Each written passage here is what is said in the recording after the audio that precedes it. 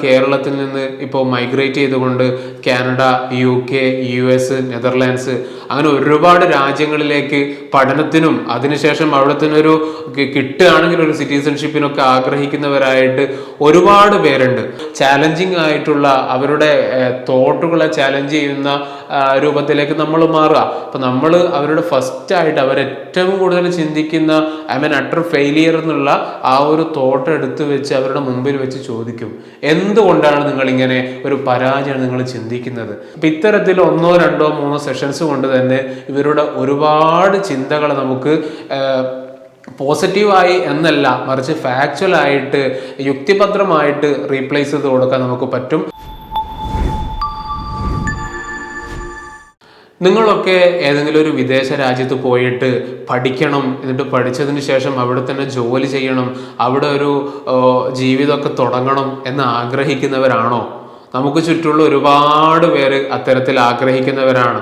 നമുക്ക് തന്നെ കാണാം, ഇഷ്ടംപോലെ ആളുകൾ കേരളത്തിൽ നിന്ന് ഇപ്പോൾ മൈഗ്രേറ്റ് ചെയ്തുകൊണ്ട് കാനഡ, UK, US, നെതർലാൻഡ്സ് അങ്ങനെ ഒരുപാട് രാജ്യങ്ങളിലേക്ക് പഠനത്തിനും അതിനുശേഷം അവിടെ തന്നെ ഒരു കിട്ടുകയാണെങ്കിൽ ഒരു സിറ്റിസൺഷിപ്പിനൊക്കെ ആഗ്രഹിക്കുന്നവരായിട്ട് ഒരുപാട് പേരുണ്ട്. അപ്പോൾ ഒരുപാട് ലക്ഷക്കണക്കിന് ആളുകളുടെ ഒരു സ്വപ്നമാണ് ഒന്ന് കാനഡയിൽ പോയിട്ട് പഠിക്കുക, അവിടെ ഒരു പാർട്ട് ടൈം ജോലി ചെയ്യുക, അവിടെ ഒരു ജോലിക്കാരനാവുക, അവിടുത്തെ ഒരു പൗരത്വം കിട്ടുക എന്നുള്ളതൊക്കെ ഇത്രയും ആളുകളുടെ ഒക്കെ ലക്ഷ്യങ്ങളാണ്, അവരുടെയൊക്കെ ഒരു ഡ്രീം ഗോളാണ് അതൊക്കെ. പക്ഷേ കാനഡയിൽ എത്തിയിട്ട് അല്ലെങ്കിൽ UK എത്തിയിട്ട് അല്ലെങ്കിൽ US എത്തിയിട്ട് അവിടെ എത്തിയിട്ടും വല്ലാത്ത ഡിപ്രഷനിലാണെങ്കിലോ എന്തായിരിക്കും അവസ്ഥ? അത്തരത്തിലുള്ള ഒരു കേസാണ് ഞാൻ ഇന്ന് നിങ്ങളോട് പറയാൻ പോകുന്നത്. നമ്മുടെ അടുത്ത് വന്ന ക്ലയന്റ് ഒരു സ്ത്രീയാണ്, ഒരു ലേഡിയാണ്. അവര് കഴിഞ്ഞ കുറേ വർഷങ്ങളായിട്ട് നെതർലാൻഡ്സിൽ താമസിച്ചുകൊണ്ടിരിക്കുന്ന ആളാണ്. അവര് മാത്രമല്ല, അവരുടെ ഫാമിലിയും അവിടെ സെറ്റിൽഡ് ആണ്. അപ്പോൾ ഇയാള് കുറെ കാലമായിട്ട് നാട്ടിൽ വർക്ക് ചെയ്തിരുന്നു. അതിനുശേഷമാണ് ഫാമിലി വിളിച്ചത് പ്രകാരം അവിടെ അങ്ങോട്ടേക്ക് പോകുന്നത്. പക്ഷേ കഴിഞ്ഞ 10 വർഷത്തോളമായിട്ട് അവിടെ താമസിക്കുകയാണെങ്കിലും അവര് നെതർലാൻഡ്സിലാണോ എന്ന് ചോദിച്ചാൽ ആണ്, പക്ഷെ നെതർലാൻഡ്സിൽ അല്ലേ എന്ന് ചോദിച്ചാൽ അല്ല. അത്രത്തോളം ഇയാള് അതുമായിട്ട് അവിടെയുള്ള ഒരു കൾച്ചറുമായിട്ടോ അല്ലെങ്കിൽ അവിടെയുള്ള ആളുകളുമായിട്ടോ അവിടെയുള്ള ഒരു കാലാവസ്ഥയുമായിട്ടോ യാതൊരു തരത്തിലും ഇയാൾക്ക് ഇതുവരെയും അക്കോമഡേറ്റ് ചെയ്യാൻ പറ്റിയിട്ടില്ല. അപ്പോൾ കഴിഞ്ഞ കുറേ വർഷങ്ങളായിട്ട് ഒരുപാട് ആലോചിച്ചു കൂട്ടി, ഒരുപാട് വേണ്ടാത്ത ചിന്തകളൊക്കെ ഉണ്ടാക്കി കൂട്ടിയിട്ട് ഒരു ഡിപ്രസ്ഡ് ആയിരിക്കുന്ന അവസ്ഥയിലാണ് നമ്മുടെ മുമ്പിലേക്ക് കൺസൾട്ടേഷന് വരുന്നത്. ഓൺലൈൻ കൺസൾട്ടേഷൻ ആയതുകൊണ്ട് തന്നെ ഇയാൾക്ക് ഒരുപാട് കാര്യങ്ങളൊക്കെ അവിടെ പറയാനുണ്ടായിരുന്നു. കാരണം അവിടെയൊക്കെ ചിലപ്പോൾ കൺസൾട്ടേഷനും കൗൺസിലിംഗ് ഒക്കെ ഉണ്ടാകും. പക്ഷേ നമ്മുടെ വിഷമങ്ങൾ, നമ്മുടെ ഇമോഷൻസ്, നമ്മുടെ അങ്ങേയറ്റം നമ്മൾ ആരോടും പറയാത്ത കാര്യങ്ങൾ, ഈ കാര്യങ്ങളൊന്നും ചിലപ്പോൾ നമുക്ക് ട്രാൻസ്ലേറ്റ് ചെയ്തുകൊണ്ട് വേറൊരു ഭാഷയിലായിക്കൊണ്ട് നമുക്കത് കൺവേ ചെയ്യാൻ പറ്റിക്കൊള്ളുന്നില്ല. ഇംഗ്ലീഷിൽ അല്ലെങ്കിൽ വേറെ ഏതെങ്കിലും ഡച്ചിലോ ഒന്നും നമുക്ക് ചിലപ്പോൾ അത്രത്തോളം നമുക്ക് നമ്മൾ എന്താണോ ഉദ്ദേശിക്കുന്നത് എന്നത് കമ്മ്യൂണിക്കേറ്റ് ചെയ്യാൻ പറ്റിക്കൊള്ളുന്നില്ല. അയാൾ ഏത് രൂപത്തിലാണ് അപ്പുറത്തിരിക്കുന്ന ആളെ എടുക്കുക എന്നുള്ളതാണല്ലോ കമ്മ്യൂണിക്കേഷന്റെ പ്രധാനമായിട്ടുള്ള ഒരു കാര്യം. അപ്പൊ അതുകൊണ്ട് തന്നെയാണ് ഇവർ നമ്മുടെ ഹെയിലിന്റെ ഇൻസ്റ്റഗ്രാം പേജിൽ കൂടിയാണ് ഇവർ കൺസൾട്ടേഷന് വേണ്ടിയിട്ട് നമ്മുടെ അടുത്തേക്ക് എത്തിയിട്ടുണ്ടായിരുന്നത്. അപ്പൊ ഇവർക്ക് പറയാനുള്ളത്, എൻ്റെ ജീവിതത്തിൽ ഞാൻ എവിടെയും ഞാൻ എത്തിയിട്ടില്ല, എന്നെ കൊണ്ട് ഇന്നേ വരെ ഉപകാരമുള്ള ഒരു കാര്യം എനിക്ക് ചെയ്യാൻ പറ്റിയിട്ടില്ല, എൻ്റെ ജീവിതം ഞാൻ തന്നെ ഇങ്ങനെ വേസ്റ്റ് ആക്കുകയാണ്, ഞാൻ തന്നെ സ്പോയിൽ ചെയ്യാണ്. അപ്പൊ ഞാൻ എന്തിനാണ് ഇങ്ങനെ ജീവിക്കുന്നത്? ഞാൻ ഈ ഭൂമിക്ക് ഭാരമായിട്ട് വെറുതെ കുറെ കാലം ജീവിച്ചതല്ലാതെ എന്നെ കൊണ്ട് ഒരു ഉപകാരം ഇല്ലല്ലോ തുടങ്ങിയിട്ടുള്ള ഒരുപാട് നെഗറ്റീവ് തോട്ട്സുമായിട്ടാണ് ഈ ഒരു ലേഡി നമ്മുടെ കൺസൾട്ടേഷന് വന്നിട്ടുണ്ടായിരുന്നത്. ഈ തോട്ട്സ് ഉണ്ട്, അതേപോലെ തന്നെ ഉറക്കിനെ കുറിച്ച് നമ്മൾ ചോദിക്കാറുണ്ട്. പൊതുവേ ഡിപ്രഷനിലുള്ള ആളുകൾക്കൊക്കെ നമ്മൾ കാണാറുള്ളതാണ്, ഉറക്കിലൊക്കെ കാര്യമായിട്ടുള്ള പ്രശ്നങ്ങൾ അവർക്ക് ഉണ്ടാകും. അതേപോലെ തന്നെ അപ്പിറ്റൈറ്റിലും മിക്ക ആളുകൾക്കും ഭക്ഷണം തീരെ കുറവായിരിക്കും, ഒന്നും കഴിക്കുന്നുണ്ടാവില്ല. ചിലപ്പോൾ എന്തെങ്കിലുമൊക്കെ ഒരു സർവൈവൽ എന്നുള്ള നിലയ്ക്ക് എന്തെങ്കിലുമൊക്കെ ആർക്കോ വേണ്ടി കഴിക്കുന്നുണ്ടാകും. അപ്പോൾ ഈ പറഞ്ഞ ലക്ഷണങ്ങളൊക്കെ തന്നെയായിരുന്നു ഇവർക്ക് ഉണ്ടായിരുന്നത്. സ്ലീപ്പ് കാര്യമായിട്ട് പ്രശ്നങ്ങൾ അതിലുണ്ട്. അവര് ചിലപ്പോൾ കിടക്കുക 4-4:30 മണിക്കൊക്കെയാണ്, പുലർച്ചെ 4-4:30 മണിക്കൊക്കെയാണ് കിടക്കുക. കാരണം അതുവരെ ഉറക്ക് വരില്ല, ഫോണിൽ ഇങ്ങനെ ഇങ്ങനെ വെറുതെ സ്ക്രോളിങ്ങും സെർച്ചിങ്ങും ഒക്കെ ആയിട്ട് ഇങ്ങനെ ഒരുപാട് സമയം പോവാണ്. അപ്പൊ ആ സമയത്ത് കിടന്നിട്ട് പിന്നെ ചിലപ്പോൾ ഒരു 10 മണി 11 മണിക്കാണ് എഴുന്നേൽക്കുക. അപ്പൊ സ്ഥിരമായിട്ട് ഈ രൂപത്തിൽ സ്ലീപ്പ് പാറ്റേൺ മാറുമ്പം തന്നെ നമുക്ക് ഉള്ളിൽ ഭയങ്കരമായിട്ടുള്ള ഒരു കുറ്റബോധമൊക്കെ നമുക്ക് വരും. സ്വാഭാവികമാണ്. ഞാൻ എത്ര സമയമാണ് ഞാനിങ്ങനെ വെറുതെ കളയുന്നത്? ഇങ്ങനെ ഉറങ്ങി തീർക്കാനുള്ളതാണോ എൻ്റെ ജീവിതം? എന്നെ കൊണ്ടൊന്നിനും പറ്റില്ല. ഈ രൂപത്തിലുള്ള തോട്ടുകളൊക്കെയാണ് അവർക്കുണ്ടായിരുന്നത്. ഭക്ഷണവും ഈ പറഞ്ഞതുപോലെ വളരെ കുറവായിരുന്നു. പിന്നെ അതിൻ്റെ കൂടെ തന്നെ ഐഡിയാസ് ഓഫ് ഗിൽറ്റ്, നന്നായിട്ടുള്ള കുറ്റബോധമുണ്ട്. എൻ്റെ ജീവിതം എന്താണ് ഇങ്ങനെ ആയിപ്പോയത്? എനിക്ക് എവിടെയാണ് പിടിച്ചു പോയത്? ഞാൻ തന്നെ ഒരു ഭയങ്കരമായിട്ടുള്ളൊരു ഫെയിലിയർ അല്ലേ? ഐ മീൻ അട്ടർ ഫെയിലിയർ എന്നാണ് അവർക്ക് വന്ന സമയത്തൊക്കെ അവർ പറയാറുണ്ടായിരുന്നത്. അപ്പം നമ്മൾ ഇത്തരത്തിലുള്ള ഡിപ്രഷൻ്റെ കേസുകളൊക്കെ വന്നാൽ സാധാരണഗതിയിൽ നമ്മൾ നമ്മൾ എടുക്കുന്ന ഒരു അപ്രോച്ച് എന്ന് പറയുന്നത് അത് കോഗ്നിറ്റീവ് ബിഹേവിയർ തെറാപ്പിയാണ്, CBT എന്ന് പറയും. അപ്പോൾ ഈ ഒരു തെറാപ്പിയുടെ കൺസെപ്റ്റും കാര്യങ്ങളൊക്കെ അത് വെച്ചുകൊണ്ടാണ് നമ്മൾ ഡിപ്രഷൻ എന്താണ് നിങ്ങളിപ്പോൾ അനുഭവിക്കുന്ന പ്രശ്നം എന്ന ഒരു സൈക്കോ എഡ്യൂക്കേഷൻ നമ്മൾ അവർക്ക് കൊടുക്കുക. നമ്മൾ അവരോട് പറയുന്നത് നിങ്ങൾക്ക് ഒരുപാടായിട്ടുള്ള ഡിസ്റ്റോർട്ടഡ് തിങ്കിങ്, ഡിസ്റ്റോർട്ടഡ് തോട്ട്സ് നിങ്ങൾക്കുണ്ട്. യുക്തിയുമായിട്ട് അല്ലെങ്കിൽ യാഥാർത്ഥ്യവുമായിട്ട് യാതൊരു ബന്ധവുമില്ലാത്ത ഒരുപാട് ചിന്തകളാണ് ഇപ്പം നിങ്ങളുടെ മനസ്സിലുള്ളത്. ഈ ചിന്തകൾ വെച്ചുകൊണ്ടാണ് നിങ്ങളുടെ ലൈഫിൽ സംഭവിക്കുന്ന ഓരോ കാര്യങ്ങളും നിങ്ങൾ അത് വ്യാഖ്യാനിക്കുന്നത്, അതിനെ ഇന്റർപ്രറ്റ് ചെയ്യാൻ ശ്രമിക്കുന്നത്. അപ്പം അതുകൊണ്ടാണ് നിങ്ങൾ ഇത്രയും നെഗറ്റിവിറ്റിയിലേക്ക് നിങ്ങൾ പോകുന്നത്. അപ്പോൾ ഇങ്ങനെ ഡിസ്റ്റോർട്ടഡ് ആയിട്ടുള്ള തോട്ട്സ് ഉണ്ടാകുന്നത് കൊണ്ട് തന്നെ അത് നിങ്ങളുടെ മൂഡിനെ ബാധിക്കും, അത് നിങ്ങളുടെ ബിഹേവിയറിനെ നിങ്ങളെ ബാധിക്കും. ഇപ്പോൾ ഒരു ഉദാഹരണത്തിന് നിങ്ങൾ ഇപ്പോൾ ഒരു റിലേഷൻഷിപ്പിലായിട്ട് പെട്ടെന്ന് ബ്രേക്കപ്പ് ആകുന്ന സമയത്തൊക്കെ അവിടെ രണ്ട് സൈഡിലും പ്രശ്നങ്ങൾ ഉണ്ടാകും, സ്വാഭാവികമാണ്. റിലേഷൻഷിപ്പിൽ ഒരു ഭാഗം മാത്രം നന്നായത് കൊണ്ട് റിലേഷൻഷിപ്പ് മുന്നോട്ട് പോകില്ലല്ലോ.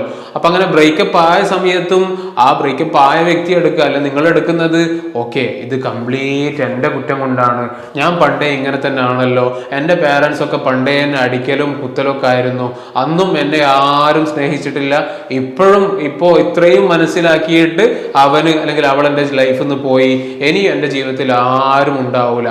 അപ്പൊ ഈ ഒരു കൺക്ലൂഷനിലേക്കാണ് അവരെത്തുന്നത്. അല്ലെങ്കിൽ എൻ്റെ ജീവിതം കട്ടപ്പുകയാണ്, ഞാൻ ഒരു അട്ടർ ഫെയിലിയർ ആണ്, ഇത്തരത്തിലുള്ള ഒരു കൺക്ലൂഷനിലേക്കാണ് ഇവരൊക്കെ എത്തുക. അപ്പോൾ ഇപ്പറഞ്ഞ ലേഡിയും ഫസ്റ്റ് വന്ന സമയത്തൊക്കെ പറയുന്നത്, സർ എൻ്റെ ജീവിതം കംപ്ലീറ്റ് പരാജയമാണ്, ഞാൻ എന്തിനാണ് ജീവിക്കുന്നത് എന്ന് എനിക്ക് തന്നെ അറിയില്ല. അപ്പൊ അവരോട് ചോദിക്കുന്ന സമയത്താണ് എന്തുകൊണ്ടാണ് നിങ്ങൾ അങ്ങനെ ചിന്തിക്കുന്നത്? നമ്മൾ കൃത്യമായിട്ടുള്ള തെറാപ്യൂട്ടിക് അലയൻസും എംപത്തറ്റിക് ലിസണിങ്ങും ഒക്കെ കഴിഞ്ഞു. അതിൻ്റെ ശേഷമാണ് പിന്നീട് നമ്മളൊരു ചാലഞ്ചിങ് ആയിട്ടുള്ള അവരുടെ തോട്ടുകളെ ചാലഞ്ച് ചെയ്യുന്ന രൂപത്തിലേക്ക് നമ്മൾ മാറുക. അപ്പൊ നമ്മൾ അവരുടെ ഫസ്റ്റ് ആയിട്ട് അവരേറ്റവും കൂടുതൽ ചിന്തിക്കുന്ന അട്ടർ ഫെയിലിയർ എന്നുള്ള ആ ഒരു തോട്ട് എടുത്തു വെച്ച് അവരുടെ മുമ്പിൽ വെച്ച് ചോദിക്കും, എന്തുകൊണ്ടാണ് നിങ്ങൾ ഇങ്ങനെ ഒരു പരാജയം നിങ്ങൾ ചിന്തിക്കുന്നത്? അപ്പൊ അവർക്ക് 1, 2, 3, 4 കാരണങ്ങൾ ഉണ്ടാകും. സർ എനിക്കൊരു ബ്രേക്കപ്പ് ഉണ്ടായിരുന്നു, അല്ലെങ്കിൽ എൻ്റെ ജീവിതത്തിൽ അവൻ എന്നോട് ഇങ്ങനെ മോശമായിട്ട് പെരുമാറി, അല്ല എൻ്റെ പേരൻസിനൊന്നും എൻ്റെ തീരെ ഇഷ്ടമല്ല, അല്ല എൻ്റെ ഫ്രണ്ട്സൊക്കെ വല്ലാതെ കളിയാക്കുന്നു, ഇങ്ങനെ തുടങ്ങിയിട്ട് 4, 5 കാരണങ്ങൾ ഉണ്ടാകും. അപ്പൊ ആ പറയുന്ന ഓരോ കാരണങ്ങൾ, ഓരോ എവിഡൻസ് എടുത്ത് നമ്മൾ ക്വസ്റ്റ്യൻ ചെയ്യുന്ന സമയത്ത് അവിടെയൊക്കെ പലവിധങ്ങളായ കാരണങ്ങൾ അത് സംഭവിക്കാറുണ്ടാകും.